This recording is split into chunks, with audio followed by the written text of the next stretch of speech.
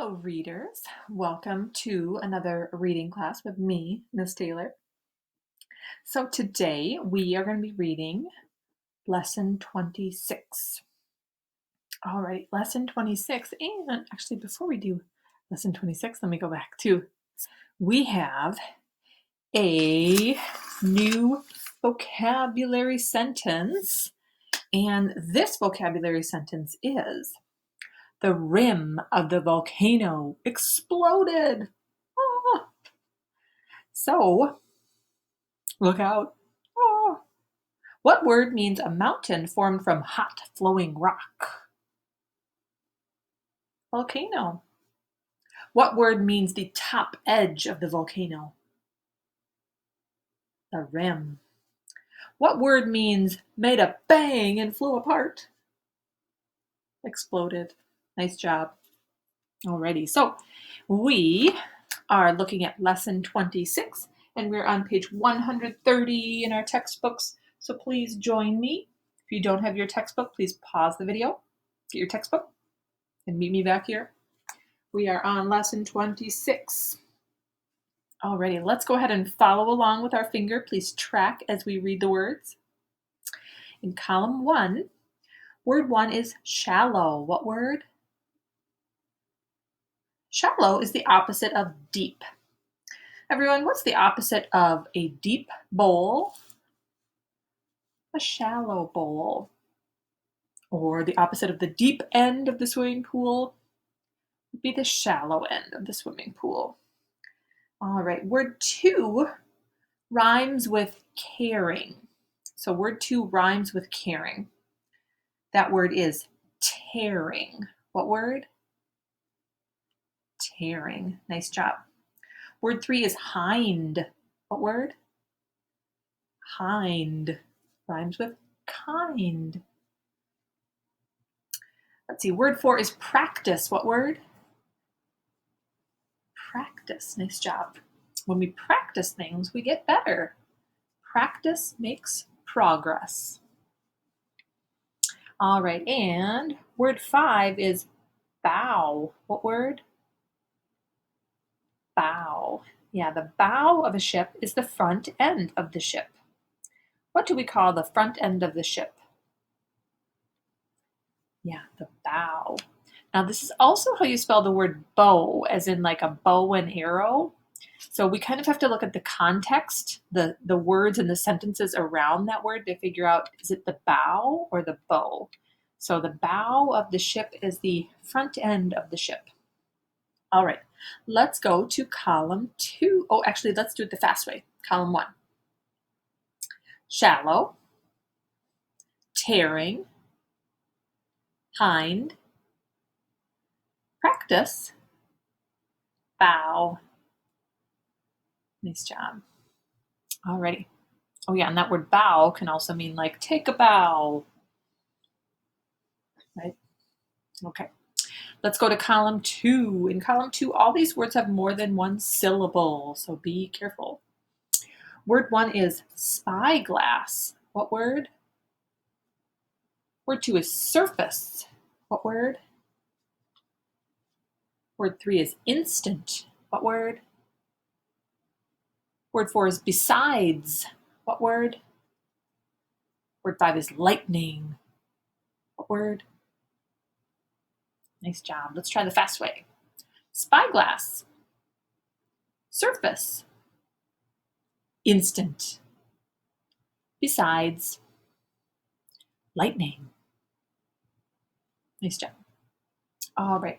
Column 3. Word 1 is elevator. What word? Word 2 is 40. What word? Word 3 is handkerchief. What word?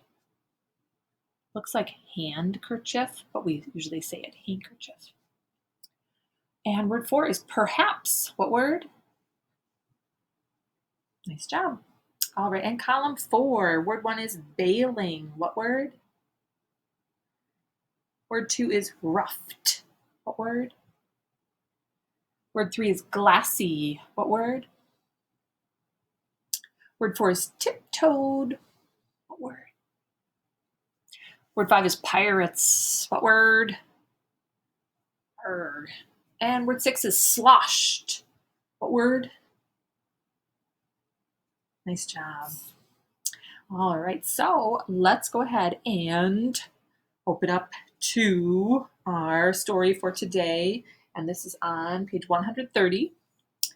And for today, we just have our fiction selection. A lot of times we have nonfiction selection, kind of our true facts about things, and now is and then we have our fiction, which is sort of the make-believe or the made-up part of the story. But today we just have our fiction selection. So let's see.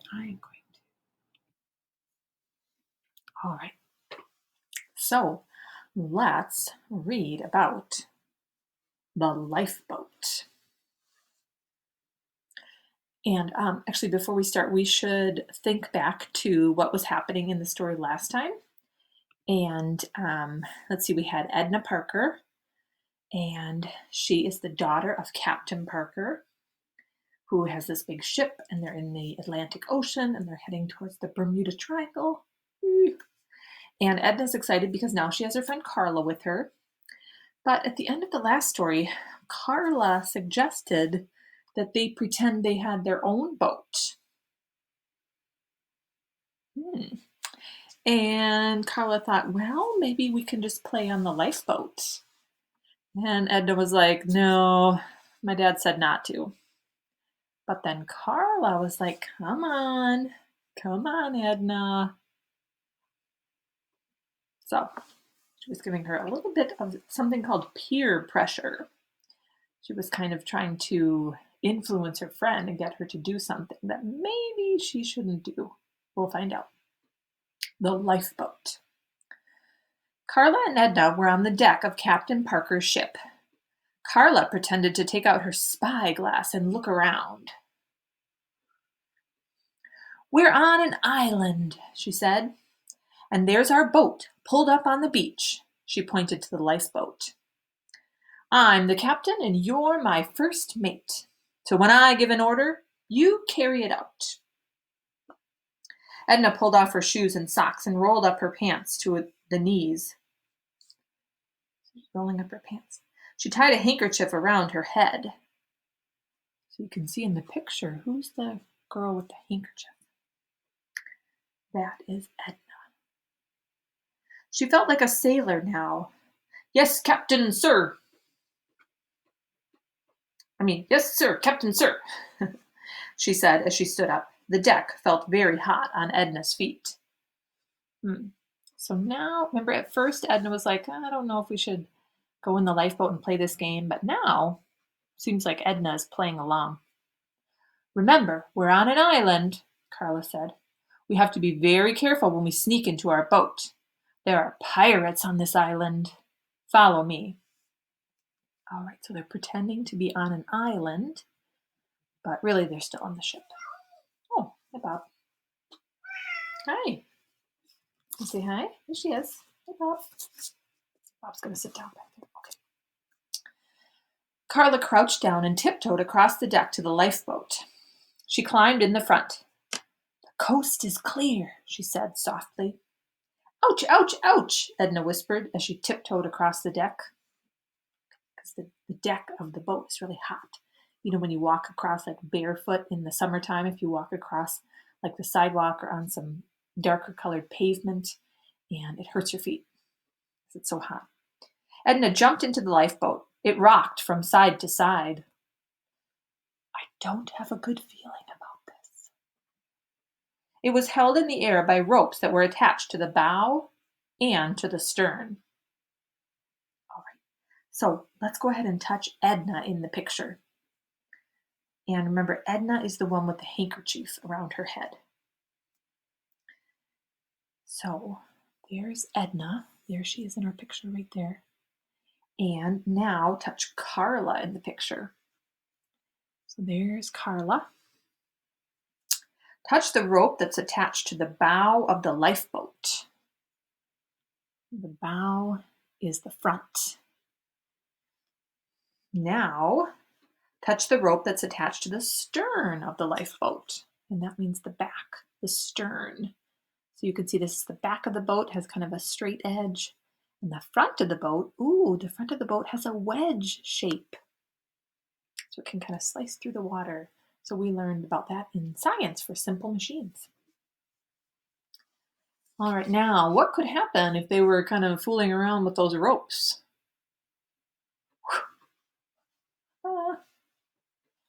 Edna knew that you did something with the ropes to lower the boat into the water, but she wasn't sure how to do it. And she didn't want to find out. It's like, I don't know, you have to do something with it. And then, but let's not find out. Hey, Pop. For a moment, Edna had a bad feeling. She's like, I don't feel so good about this. They were doing something they shouldn't do. But then Edna explained things to herself. So first she's like, I don't know, I don't think we should be doing that. It's kind of like her conscience is telling her, maybe this isn't the right thing to do. But now she's going to start talking to herself and kind of trying to maybe convince herself that it's okay. Do you ever do that? When you're not sure you should do something, and then you're like, well, maybe. I think we all kind of do that sometimes. But then Edna explained things to herself. There wasn't anything else to do. None of the crew members would talk to them, and besides, they would be very careful. So now she's trying to talk herself into this idea of like, well, maybe it's okay because, the crew members aren't playing with us and it's kind of boring. So I guess maybe it's okay. What do you think? What do you think, Bob?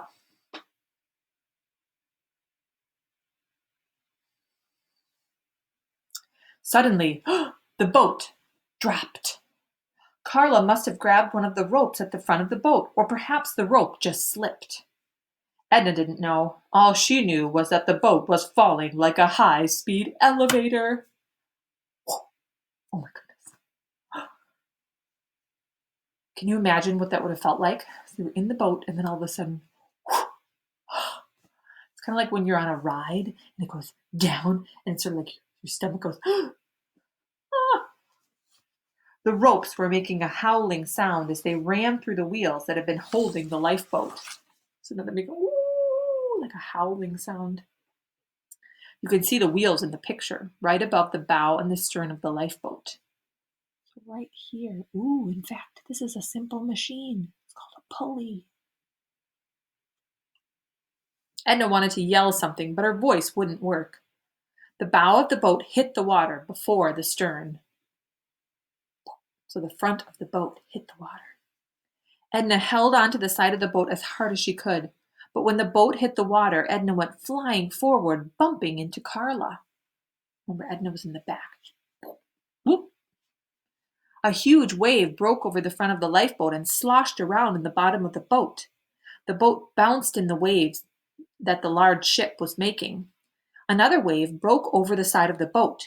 For an instant, Edna was amazed at how loud the waves were. Oh, it's so loud. From the deck, the ocean seemed almost silent. But now there were rushing sounds, splashing sounds, sloshing sounds. The waves from the stern of the big ship hit the lifeboat and almost turned it over. Carla tried to stand up. She was waving her arms and yelling. Edna yelled too. Help! Stop! Here we are! They yelled. So they're yelling to the people in the big ship, in the boat, in the big ship. They're like, hey, don't leave us in the water. Oh my goodness. So if the waves from the stern of the ship were already hitting the lifeboat, that means the big ship has already passed them. So now they're behind the big ship, the big ship is going away from them. The girls waved their arms. They continued to wave as the large ship became smaller, smaller, smaller. So because the ship is moving away from them, it looks like it's getting smaller, smaller, smaller. Then the girls stopped waving and continued to watch the large ship. Now it was only a dot on the glassy water. So now it's just a little dot in the distance. Oh my goodness. Suddenly, as the girls watched the dot, a very cool breeze hit them from behind. Some cool wind hit them. The air suddenly had a different smell. Hmm, smells different. The wind roughed up the surface of the water. Edna turned around and looked up. Behind the lifeboat was a great storm cloud.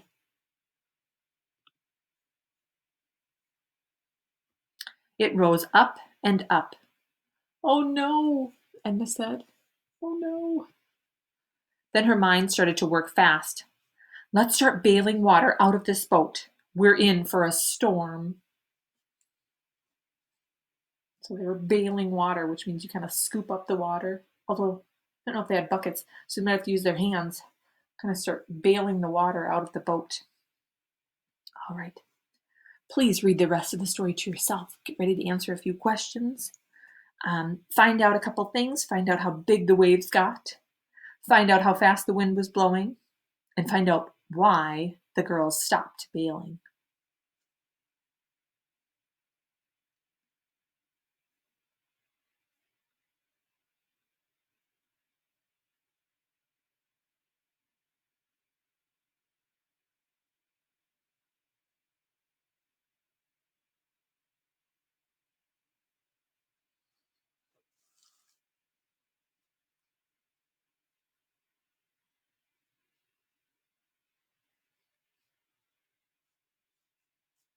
If you're still reading the story, pause the video.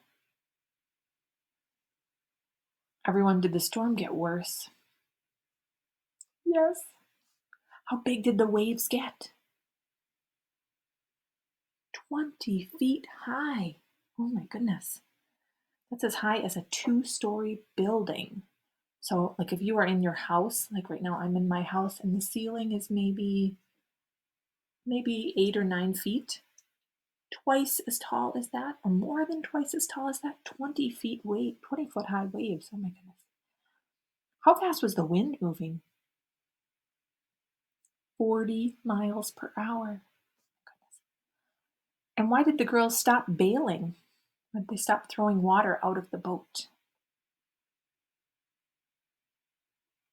Yeah, a big wind hit the boat and they had to hang on. They had to hang on to the boat so they didn't fall out. Oh my goodness, they must be feeling really scared, afraid. They're probably getting wet from all the waves. Ah, all right, so what is next? The next thing we're going to do is I would like you to reread the story on your own.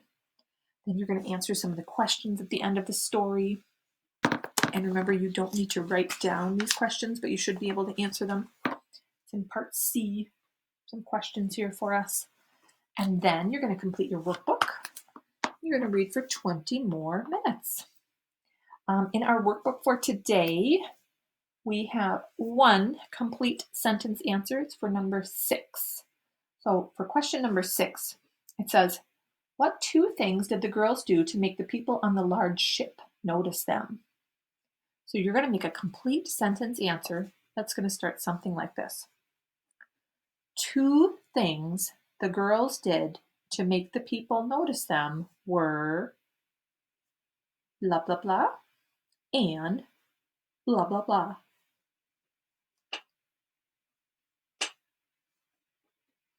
They were waving their arms, stop! And they were yelling, stop! All right. Enjoy reading the story one more time on your own. As you reread the story, think about how that would feel. Imagine yourself in the boat with Edna and Carla. How would you be feeling? Oh my goodness. Have a great rest of the day, readers, and I will see you again very soon. Bye.